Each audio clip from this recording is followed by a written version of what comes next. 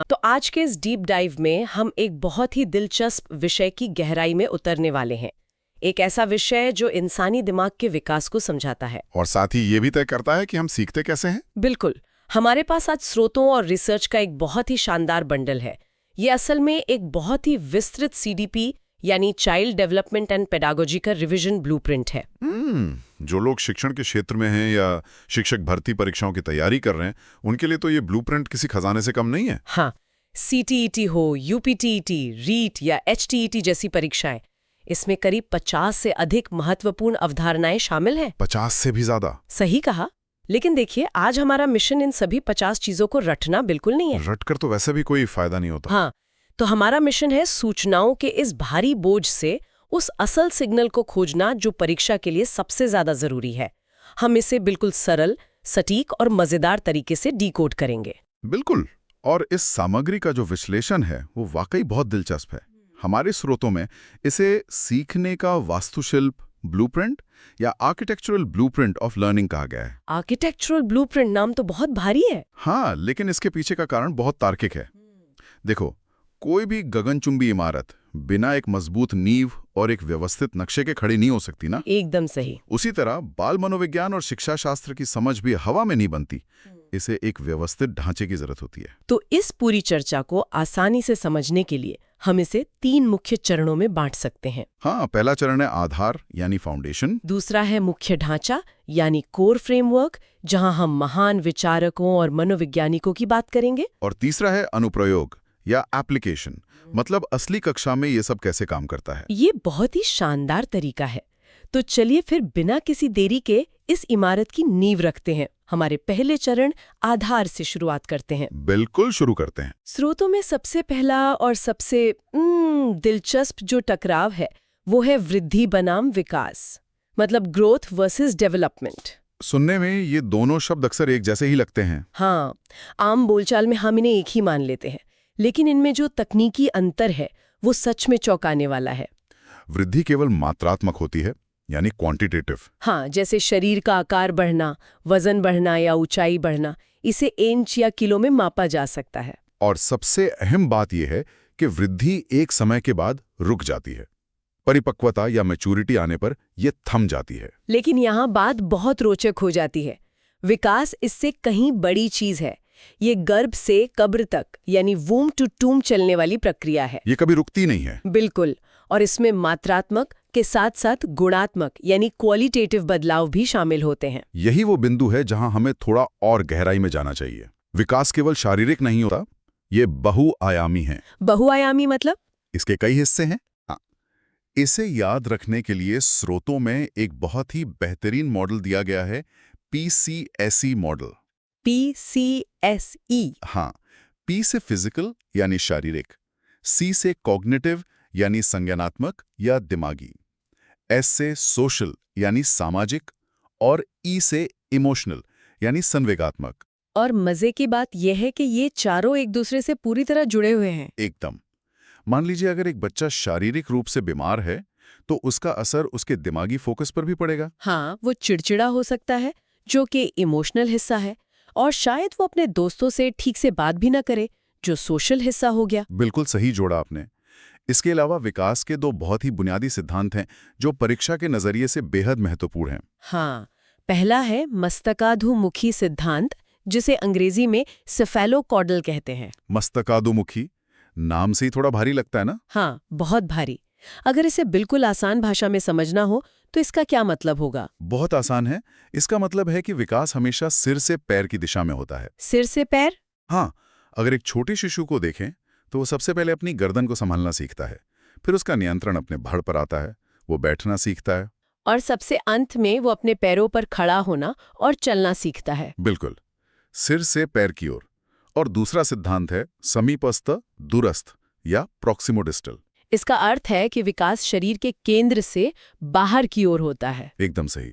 बच्चा पहले अपनी रीढ़ की हड्डी और कंधों पर नियंत्रण पाता है, उसके बाद वो अपनी उंगलियों का इस्तेमाल करके पेंसिल पकड़ना या कोई बारीक काम करना सीखता है। क्या बात है! सिर से पैर और केंद्र से बाहर की ओर, ये तो दिमाग में छप गया। यही इसका उद्देश्य है। अब उस हिस्से पर आते हैं जिसने मुझे सच में सोचने पर मजबूर कर दिया।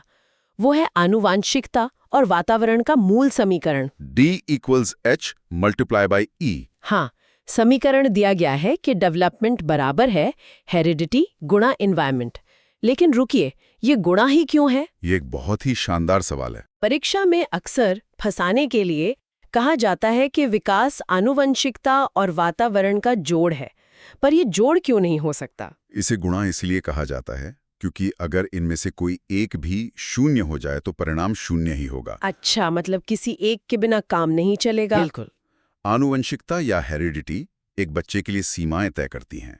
आप इसे एक बीज की तरह समझ सकते हैं। एक आम के बीज में एक विशाल पेड़ बनने की क्षमता तो है। हाँ, लेकिन वातावरण यानी मिट्टी, धूप और पानी उस बीज को पनपने का अवसर देता है। अगर बीज बहुत अच्छी नस्ल का है लेकिन उसे बंजर जमीन में फेंक दिया जाए तो वो कभी पेड़ नहीं बनेगा। सही कहा। दोनों का आपस में गुणा होता है, तभी एक इंसान का संपूर्ण विकास होता है। और इसी वातावरण का एक बहुत बड़ा हिस्सा है समाजीकरण या सोशलाइजेशन। हाँ, स्रोतों में समाजीकरण की 2 एजेंसियों का जिक्र है, सक्रिय और निष्क्रिय, एक्टिव और पैसिव। सक्रिय तो आसानी से समझ आता है, जैसे हमारा परिवार, स्कूल या दोस्त। वहाँ बच्चा सीधे तौर पर बातचीत करता है, सवाल पूछता है और चीजों को ग्रहण करता है। पर ये निष्क्रिय एजेंसी क्या होती है? ये कैसे काम करती है? निष्क्रिय या पैसिव एजेंसी वो जगह है जहाँ बच्चा मौजूद तो होता है लेकिन वो किसी से सीधे तौर पर संवाद नहीं करता। जैसे कोई सार्वजनिक पुस्तकालय, पुलिस स्टेशन या रेलवे स्टेशन? हाँ, एक बच्चा जब पुस्तकालय में जाता है तो वो वहाँ के शांत माहौल को देखता है, लोगों को चुपचाप पढ़ते हुए देखता है। और बिना किसी के कुछ कहे वो वहाँ के अनुशासन को सीख लेता है। वो सीधे तौर पर किसी से बात नहीं कर रहा है, लेकिन फिर भी उसका समाजीकरण हो रहा है। यही निष्क्रिय एजेंसी है। बहुत खूब। आधारभूत बातें एकदम स्पष्ट हो गई हैं। तो चलिए अब हम अपने दूसरे चरण यानी मुख्य ढांचा की ओर बढ़ते हैं। यहाँ बात होगी उन महान सिद्धांतकारों की जिन्होंने बाल मनोविज्ञान की नींव रखी। और शुरुआत करते हैं जीन पियाजे से। मुझे पियाजे का ये विचार बहुत पसंद आया कि वे बच्चे को कोई खाली बर्तन नहीं मानते जिसमें बस ज्ञान भरना है। हाँ, वे बच्चे को एक नन्हा वैज्ञानिक मानते हैं जो सक्रिय रूप से दुनिया की खोज करता है। पियाजे ने 3 बहुत ही दिलचस्प शब्द दिए हैं। पहला है स्कीमा। स्कीमा। क्या हम स्कीमा को अपने दिमाग के फाइलिंग कैबिनेट या कंप्यूटर के फोल्डर की तरह मान सकते हैं? ये बिल्कुल सही तुलना है।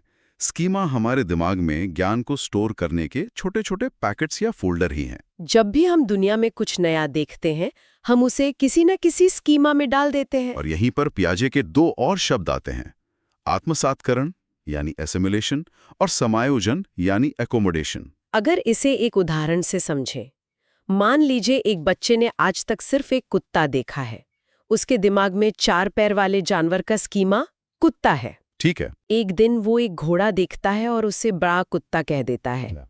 ये आत्मसातकरण है, क्योंकि उसने नई जानकारी को अपने पुराने फोल्डर में ज्यों का त्यों रख लिया। लेकिन जब उसे पता चलता है कि ये भौंकता नहीं है, ये नहलाता है, तो वो अपने ज्ञान में संशोधन करता है और घोड़ा नाम का एक नया फोल्डर बनाता है। इसी को समायोजन कहते हैं। सही है ना? ये एकदम सटीक उदाहरण है।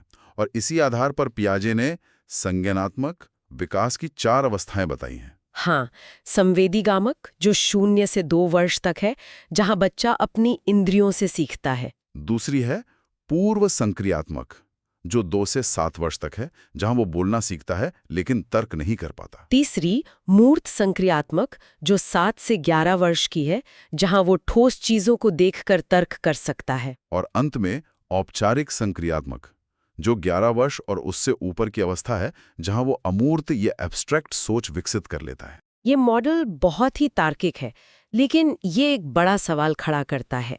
क्या बच्चा वाकई सब कुछ अकेले ही एक नन्हे वैज्ञानिक की तरह सीख लेता है? और यहीं पर लेव वाइगोत्स्की की एंट्री होती है। पियाजे की तुलना में वाइगोत्स्की की सोच बिल्कुल अलग थी। उन्होंने सामाजिक रचनावाद यानी सोशल कंस्ट्रक्टिविज्म का सिद्धांत दिया। उनका मानना था कि सीखना कभी भी अकेले नहीं होता, ये हमेशा समाज, संस्कृति और भाषा के माध्यम से होता है। वाइगोत्स्की के 2 कॉन्सेप्ट बहुत प्रसिद्ध हैं, जिन्हें समझना बहुत जरूरी है। पहला है ZPD या समीप्यस्थ विकास का क्षेत्र, और दूसरा है मचान या ढांचा, जिसे अंग्रेजी में स्कैफोल्डिंग कहते हैं। ये दोनों शब्द अक्सर बहुत कंफ्यूज करते हैं। हाँ, क्या हम इसे बहुत ही आसान तरीके से डिकोड कर सकते हैं? जरूर कर सकते हैं। इसे ऐसे समझिए कि एक दायरा है उन कामों का जो एक बच्चा बिल्कुल अकेले कर सकता है, और एक बहुत बड़ा दायरा बाहर है उन कामों का जो वो किसी भी हाल में नहीं कर सकता। इन दोनों के बीच में एक बहुत ही खास स्वीट स्पॉट या क्षेत्र होता है, जहां बच्चा वो काम खुद तो नहीं कर सकता, लेकिन अगर कोई उसे थोड़ी सी मदद दे तो वो कर लेगा। इसी बीच वाले क्षेत्र को ZPD कहते हैं। अब रही बात स्कैफोल्डिंग की। जब किसी बच्चे को साइकिल चलाना सिखाते हैं तो शुरुआत में पीछे से साइकिल को पकड़ा जाता है। हाँ, हमेशा के लिए साइकिल नहीं पकड़ते हैं, सिर्फ तब तक पकड़ते हैं जब तक वो संतुलन बनाना न सीख जाए। वो जो अस्थायी मदद दी जाती है वही स्कैफोल्डिंग या मचान है। और ये मदद जो व्यक्ति देता है उसे वाइगोत्स्की ने MKO यानी मोर नॉलेजेबल अदर या अधिक ज्ञानवान व्यक्ति कहा है। एकदम साइकिल के पीछे लगे ट्रेनिंग व्हील्स की तरह, जो गिरने नहीं देते, लेकिन जब सीख जाते हैं तो उन्हें हटा दिया जाता है। ये बहुत ही शानदार तरीका है इसे याद रखने का। अब मैं उस हिस्से पर आना चाहूंगी जिसे हमारे स्रोतों में अधिगम या लर्निंग के सिद्धांतों की चीट शीट ग्रिड कहा गया है। ये ग्रिड बहुत ही मजेदार है क्योंकि इसमें प्रयोग तो जानवरों पर हुए हैं, लेकिन इंसान आज भी उन्हीं तरीकों से सीखते हैं। इसमें सबसे पहले हैं इवान पावलव और उनका शास्त्रीय अनुबंधन या क्लासिकल कंडीशनिंग। पावलव ने कुत्ते, घंटी और भोजन पर प्रयोग किया था। घंटी बजते ही कुत्ते के मुंह में लार आ जाती है। लेकिन सोचने वाली बात है कि इसका इंसानों की जिंदगी से क्या लेना देना है। इसका इंसानों से बहुत गहरा संबंध है। सोचिए, फोन में एक खास नोटिफिकेशन टोन बजती है। पता है कि वो टोन किसी मैसेज के आने पर बजती है। हाँ, अब अगर बस में बैठे हैं और किसी अजनबी के फोन में वही टोन बजती है तो हाथ तुरंत अपनी जेब की तरफ जाता है। बिल्कुल जाता है। दिमाग उस आवाज के प्रति पूरी तरह से अनुकूलित या कंडीशन हो चुका है। यही पावलव का सिद्धांत है। ओहो, ये तो हम सबके साथ रोज होता है। फिर आते हैं BF स्किनर, जिन्होंने चूहे और कबूतर पर प्रयोग किया। उनके सिद्धांत को क्रिया प्रसूत अनुबंधन या ऑपरेंट कंडीशनिंग कहा गया है, जहां पुरस्कार और दंड से व्यवहार को आकार दिया जाता है। अगर कोई काम करने पर इनाम मिलता है तो हम उसे बार बार करते हैं। इसके बाद है EL थॉर्नडाइक, जिनकी भूखी बिल्ली का प्रयोग बहुत मशहूर है। उन्होंने प्रयास एवं त्रुटि या ट्रायल एंड एरर का सिद्धांत दिया। बार बार गलती करो और सीखो। थॉर्नडाइक ने 3 मुख्य नियम दिए हैं जिन्हें ERE से याद रखा जा सकता है। अभ्यास या एक्सरसाइज, तत्परता या रेडीनेस, और प्रभाव या इफेक्ट। और अंत में आते हैं वॉल्फगैंग कोहलर और उनका सुल्तान नाम का चिंपैंजी। कोहलर का गेस्टाल्ट सिद्धांत बहुत दिलचस्प है। पावलोव और स्किनर जहां आदत और अभ्यास पर जोर देते हैं, वहीं कोहलर का मानना है कि सीखना अचानक होता है। उनके प्रयोग में सुल्तान नाम का चिंपैंजी एक कमरे में बंद है, केले ऊंचाई पर लटके हैं और कमरे में कुछ बक्से पड़े हैं। सुल्तान पहले तो हार मानकर बैठ जाता है, लेकिन फिर अचानक से उसके दिमाग की बत्ती जलती है। वो बक्सों को एक के ऊपर एक रखता है और केले उतार लेता है। वो जो अचानक से समाधान मिलने वाला आहा पल या यूरेका मोमेंट होता है, वही सूझ या अंतर्दृष्टि का सिद्धांत है। बिल्कुल वैसे ही जैसे कभी कभी किसी बड़ी समस्या का हल अचानक से मिल जाता है। हाँ। चलिए अब इन अधिगम के सिद्धांतों के डॉट्स को हम बुद्धि और व्यक्तित्व के सिद्धांतों से जोड़ते हैं। व्यक्तित्व की बात करें तो सिगमंड फ्राइड को नजरअंदाज नहीं किया जा सकता। उन्होंने इंसान के दिमाग की तुलना पानी में तैरते हुए एक बर्फ के पहाड़ यानी आइसबर्ग से की है। फ्राइड का ये मॉडल मनोविज्ञान की दुनिया में एक क्रांति था। सोचिए, एक आइसबर्ग का कितना हिस्सा पानी के ऊपर होता है? मुश्किल से 10%। फ्राइड कहते हैं कि ये 10% हमारा चेतन मन है जो सोच समझकर फैसले लेता है। लेकिन जो 90% हिस्सा पानी के नीचे छिपा है वो हमारा अचेतन मन है। इसमें हमारी दबी हुई इच्छाएं, डर और भावनाएं छिपी होती हैं जो छुपकर हमारे व्यवहार को कंट्रोल करती हैं। फ्राइड ने व्यक्तित्व को 3 हिस्सों में बांटा है, इदम, अहम और परा अहम। इद, ईगो और सुपर ईगो।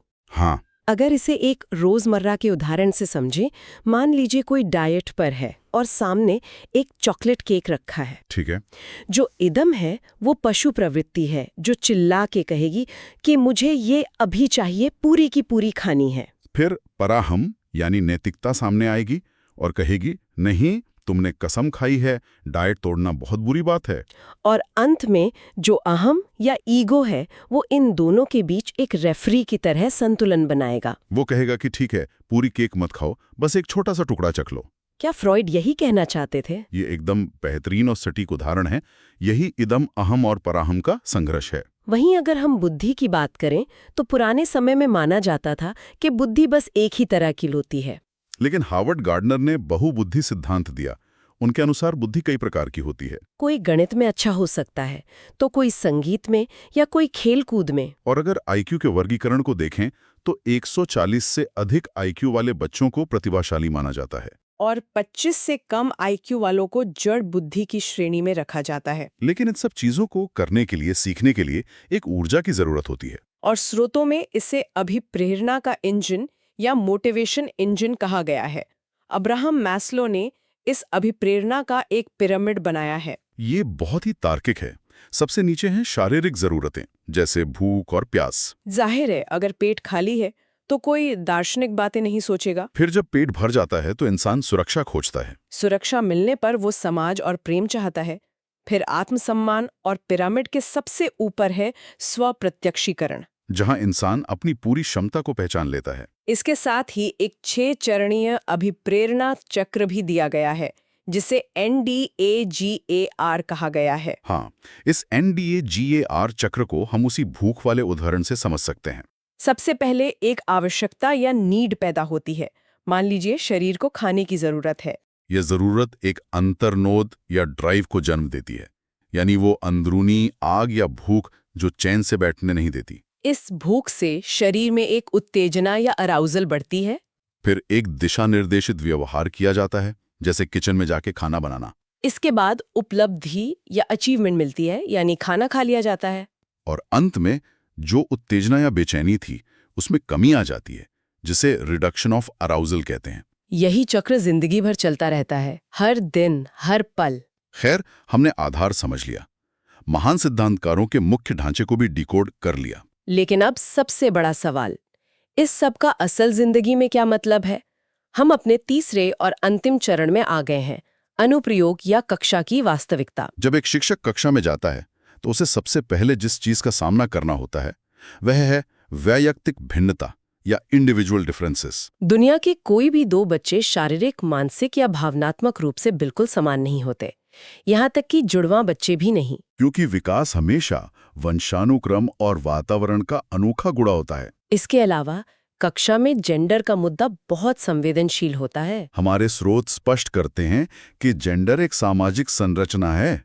समाज ने तय किया है कि लड़के क्या करेंगे और लड़कियां क्या करेंगी। एक शिक्षक को हमेशा किसी भी तरह के लैंगिक पूर्वाग्रह या जेंडर बायस से बचना चाहिए। और यही से समावेशी शिक्षा या इंक्लूसिव एजुकेशन का जन्म होता है। समावेशी शिक्षा, इसका एक स्वर्णिम नियम बताया गया है जो हर किसी को पता होना चाहिए। बच्चा हमेशा सही होता है, सिस्टम को बच्चे के अनुकूल बदलना चाहिए। अगर कोई बच्चा फेल होता है तो इसका मतलब है कि पूरा सिस्टम फेल हुआ है। बच्चे को नहीं, पढ़ाने के तरीके को बदलना होगा। और समावेशी कक्षा में ऐसे बच्चे भी होते हैं जो अधिगम अक्षमताओं का सामना कर रहे होते हैं, लर्निंग डिसेबिलिटीज। ये शब्द सैमुअल कर्क ने 1963 में दिया था। स्रोतों में इसकी जो सूची है उसके नाम थोड़े कठिन हैं, लेकिन उन्हें जोड़ने की बहुत अच्छी ट्रिक्स हैं। हाँ, इन शब्दों को तोड़कर समझना सबसे आसान है।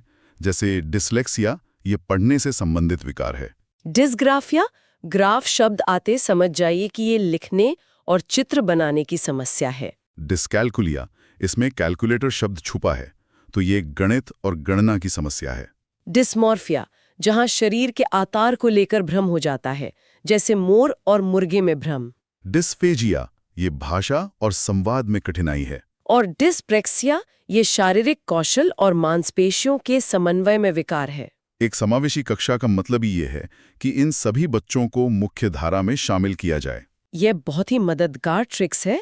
इसके बाद आता है मापन की दुनिया, आकलन और मूल्यांकन, असेसमेंट एंड इवैल्यूएशन। यहाँ अक्सर बहुत भ्रम होता है, लेकिन इस ब्लूप्रिंट में इसे 3 हिस्सों में बहुत ही खूबसूरती से बांटा गया है।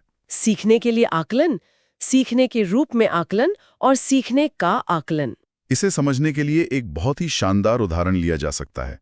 मान लीजिए रसोई में सूप बन रहा है। सूप बनाते समय बीच में उसे चखना कि नमक ठीक है या नहीं, ये सीखने के लिए आकलन है, जो रचनात्मक या फॉर्मेटिव होता है। इसका लक्ष्य है कमी को पकड़ना और तुरंत सुधार करना। दूसरा है जब खुद बैठकर सोचते हैं कि अगली बार मैं सूप में क्या अलग डालूंगी। ये सीखने के रूप में आकलन है, यानी स्व आकलन। और अंत में जब वो सूप मेहमानों को परोस दिया जाता है और मेहमान उसे पीकर 10 में से नंबर देते हैं, वो सीखने का आकलन है। जो योगात्मक या समेटिव होता है और जिसका काम सिर्फ पास या फेल तय करना होता है। सूप वाला ये उदाहरण एकदम लाजवाब है। अब बात करते हैं उन 3 नीति स्तंभों की जो पूरे देश की शिक्षा व्यवस्था को चलाते हैं। पहला है NCF 2005, राष्ट्रीय पाठ्यचर्या की रूपरेखा, जो कहता है कि शिक्षा बिना बोझ के होनी चाहिए, मतलब रटंत विद्या से मुक्ति पाओ और ज्ञान को बाहरी दुनिया की जिंदगी से जोड़ो। एकदम सही। दूसरा स्तंभ है RTE 2009, शिक्षा का अधिकार अधिनियम। यह कानून 6 से 14 वर्ष के बच्चों के लिए निःशुल्क और अनिवार्य शिक्षा सुनिश्चित करता है। ये स्पष्ट करता है कि किसी भी बच्चे को शारीरिक या मानसिक दंड नहीं दिया जा सकता। यह प्राथमिक स्तर पर शिक्षक छात्र अनुपात 1 और 30 का तय करता है और शिक्षकों के लिए प्रति सप्ताह 45 कार्य घंटे निर्धारित करता है। और तीसरा जो सबसे नया और क्रांतिकारी स्तंभ है वो है NEP 2020, राष्ट्रीय शिक्षा नीति। हाँ, जो पुराने 10+2 ढांचे को बदलकर 5+3+3+4 का नया ढांचा लेकर आई है। ये मातृभाषा में पढ़ाने को प्राथमिकता देती है, रटने के बजाय क्रिटिकल थिंकिंग पर जोर देती है। और सबसे अहम बात, यह एक 360 डिग्री समग्र प्रगति कार्ड की बात करती है, जो केवल किताबी ज्ञान नहीं बल्कि बच्चे के हर पहलू का मूल्यांकन करेगा। नीतियों का ये सफर दिखाता है कि शिक्षा व्यवस्था समय के साथ कितनी बदल रही है और बाल केंद्रित होती जा रही है। और इसी के साथ हम इस गहन विश्लेषण के बिल्कुल आखिरी पड़ाव पर आ गए हैं। जैसा कि हमने शुरुआत में कहा था, परीक्षा की तैयारी करने वालों के लिए कुछ खास परीक्षा हैकर ट्रिक्स। जब भी पेडागॉजी के बहुविकल्पीय प्रश्न हल किए जाएं, तो शब्दों के खेल को समझना जरूरी है। कुछ सकारात्मक टैग वर्ड्स होते हैं। अगर विकल्प में सर्वांगीण विकास करके सीखना, समावेशी शिक्षा का सम्मान, सक्रिय सहभागिता, अवसर देना या सृजनात्मकता जैसे शब्द दिखें, तो वो विकल्प 99% सही होता है। और इसके विपरीत कुछ नकारात्मक टैग वर्ड्स होते हैं जिनसे बहुत दूर रहना है। जैसे अगर विकल्प में केवल, मात्र, सिर्फ लिखा हो या रटना, याद करना, कठोर दंड, सजा, हतोत्साहित करना या लड़कों को लड़कियों से बेहतर बताना जैसे शब्द हों, तो वह विकल्प लगभग हमेशा गलत ही होता है। अगर आज की इस पूरी चर्चा का सार निकालें तो बस इतना याद रखना है कि पेडागॉजी की दुनिया में बच्चा हमेशा सक्रिय, सक्षम और सही होता है। बिल्कुल, ये ब्लूप्रिंट बहुत काम आने वाला है। लेकिन जाने से पहले एक ऐसा विचार छोड़कर जाना चाहूंगी जो शायद आगे सोचने पर मजबूर कर दे। हाँ, वो कौन सा विचार है? हमने बात की फ्राइड के आइसबर्ग सिद्धांत की, जहां उन्होंने दावा किया कि हमारे दिमाग का 90% हिस्सा अचेतन है। उसमें हमारी छिपी हुई इच्छाएं और दबी हुई भावनाएं हैं जो हम खुद भी नहीं जानते। और दूसरी तरफ हमने बात की भारत की नई शिक्षा नीति की, जो कहती है कि वो बच्चे का 360 डिग्री समग्र मूल्यांकन करेगी। बिल्कुल। तो सोचने वाली बात है कि भविष्य की कोई भी शिक्षा प्रणाली, चाहे वो कितनी भी आधुनिक क्यों ना हो जाए, बच्चे के मन की उन छिपी हुई इच्छाओं, उस 90% अचेतन हिस्से और उन दबी हुई भावनाओं को कैसे मापेगी जो किसी टेस्ट पेपर, किसी ग्रेडिंग सिस्टम या मार्कशीट पर कभी दिखाई ही नहीं देती। क्या इंसान के दिमाग की पूरी जटिलता को किसी कार्ड पर छापा जा सकता है? ये सच में एक बड़ा सवाल है। इस सवाल के साथ हम आज का ये गहन विश्लेषण यहीं समाप्त करते हैं। ज्ञान की कोई सीमा नहीं होती,